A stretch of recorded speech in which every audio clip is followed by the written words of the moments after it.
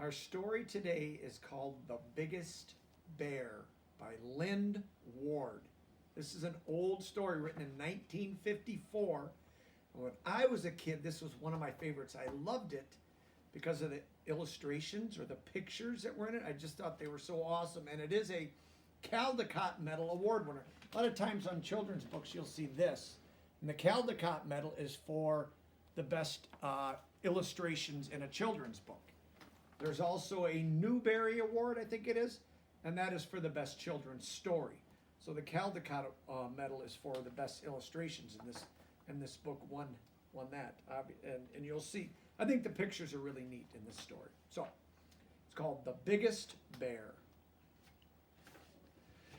Johnny Orchard lived on the farm farthest up the valley and closest to the woods.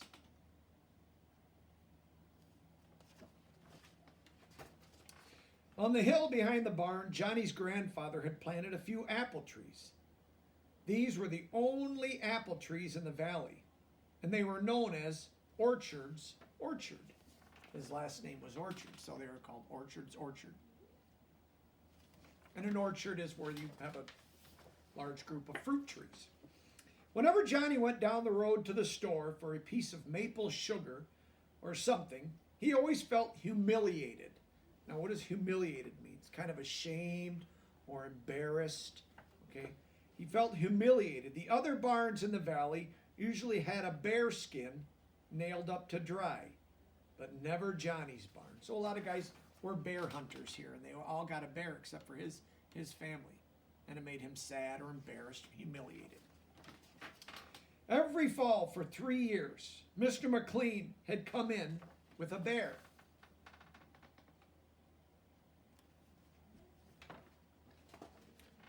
And one evening, Mr. Pennell had just stepped out to the edge of his nearest field and shot 3 in a row as they came headed for the tall timber.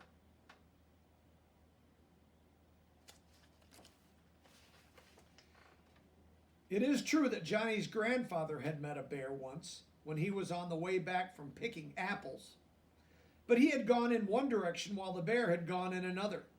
When Johnny asked him why his grandfather had said, "Better a bear in the orchard than an orchard in the bear," it was very humiliating. So he's saying better have a bear in the orchard than his last name's Orchard. So he's saying better than a bear in the orchard than having him, Mr. Orchard, inside the bear. Johnny said, "If I ever see a bear, I'll shoot him so fast he won't know what hit him. And we'll have the biggest bear skin in the whole valley."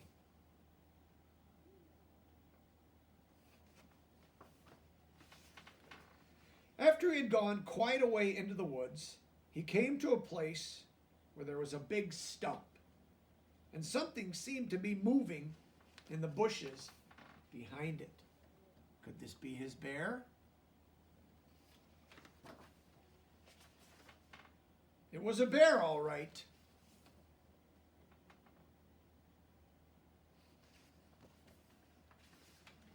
He seemed hungry, so Johnny gave him a piece of maple sugar.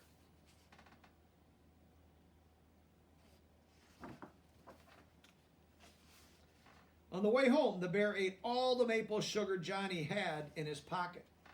He must have been very hungry.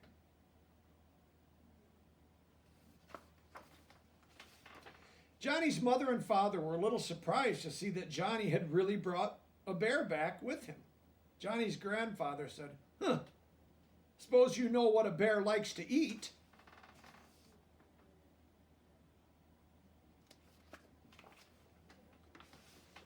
The bear liked the milk that was meant for the calves.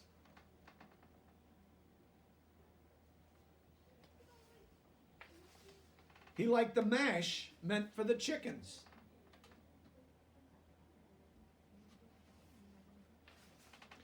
He liked the apples in the orchard. Are you getting the idea here? Bears like to eat, and they eat a lot. He liked pancakes on Sunday morning.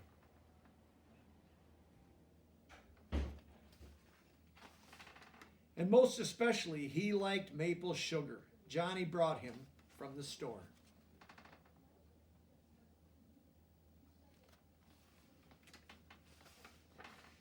There was hardly anything he didn't like, and Johnny's mother got pretty upset when he started looking for things on the kitchen shelves. Look at the mess he made. He got in the kitchen.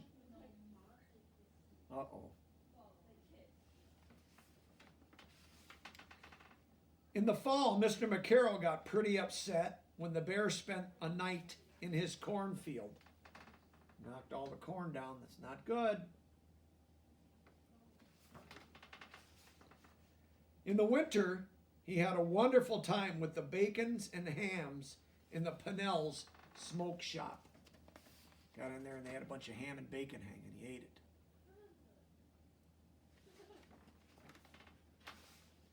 It was bad enough that he emptied all the sap buckets when the McLeans were tapping their maple trees in the spring. Some of you maybe have maple trees tapped right now. I know I do. Boiling sap. It's that time of year. But it was worse later when he got in the McLean's shed and drank up most of their maple syrup. He was always eating, it seemed, and he grew pretty fast and got pretty big. Wait till you see this picture. He got big. Guzzling up the maple syrup. Finally, Mr. McLean started talking to Mr. Pennell. They both went to see Mr. McCarroll. Then they all came to see Johnny and his father.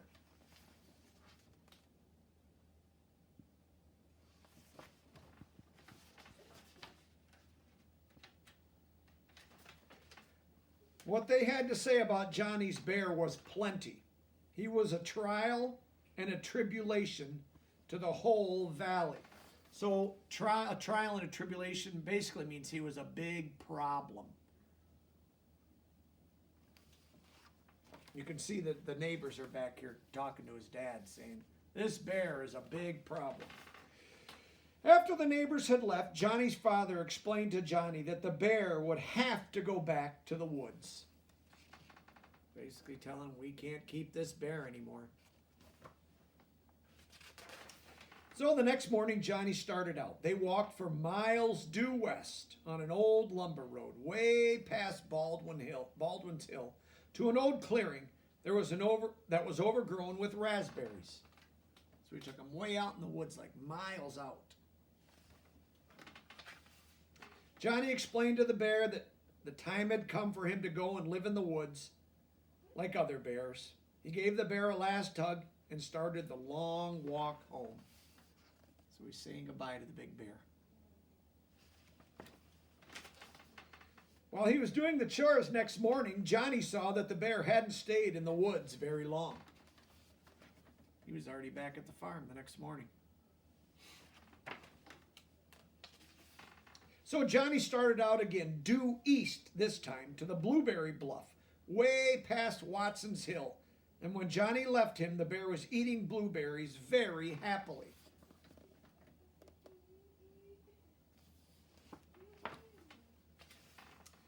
But 2 days later, he was back again.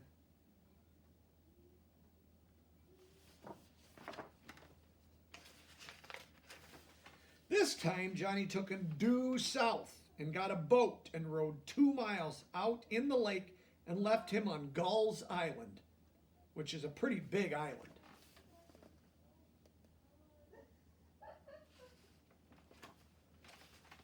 But the next morning, there he was, not even wet.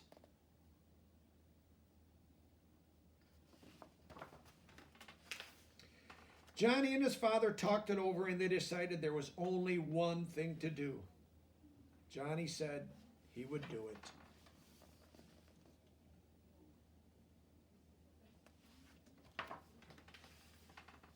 They didn't really have to go very far, but Johnny somehow kept on walking. They went north this time.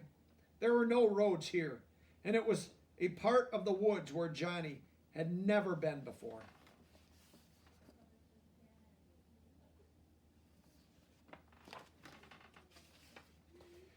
At last they stopped. Johnny seemed to have a hard time getting a bullet in the gun. While he was working with it, the bear seemed to get a whiff of something. So if they say he got a whiff of something, that means he smelled something. Bears have very good noses. He smelled something.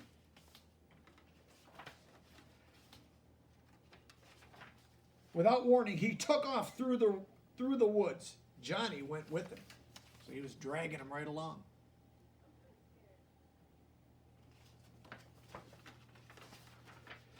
They went through the woods so fast that Johnny lost his gun, but he held on to the rope. They seemed to be heading for a sort of little log house.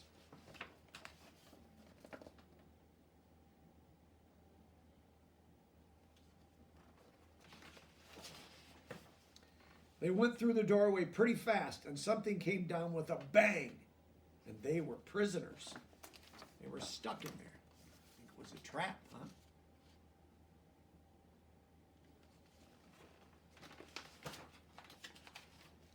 When Johnny looked around, he saw the bear was happily chewing on a big lump of maple sugar that had been put in the trap for bait.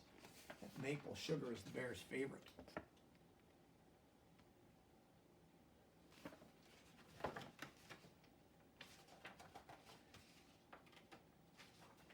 Pretty soon some men came.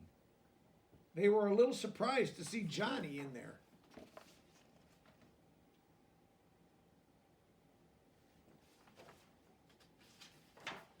They explained to Johnny that they were getting animals for the zoo in the city. They were delighted with Johnny's bear. He was much bigger than they had ever hoped for.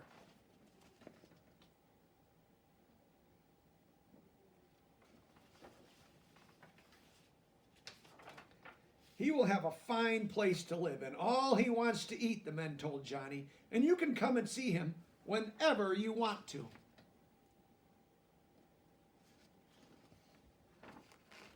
And I'll always bring him maple sugar, said Johnny. The end. One of my favorite stories, just a fun story to read.